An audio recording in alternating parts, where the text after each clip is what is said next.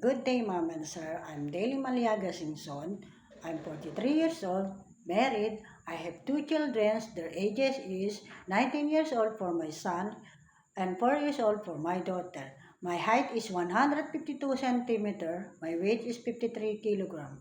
I'm from Bisagu, Apari, Cagayan, Philippines, but I'm recently residing here in General Trias, Cavite, Philippines.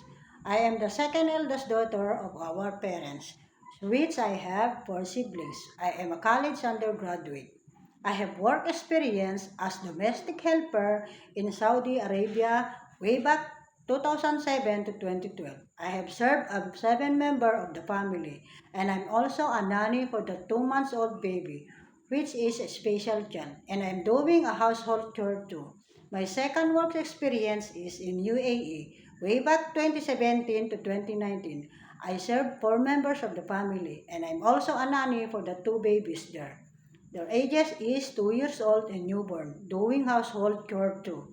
My last work experience here in Cavite, Philippines, way back 2022-2024. I do serve seven members of the family and take care of the healthy grandma.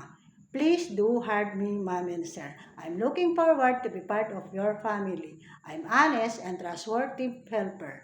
As a mother, I do love and treat your children as my own child.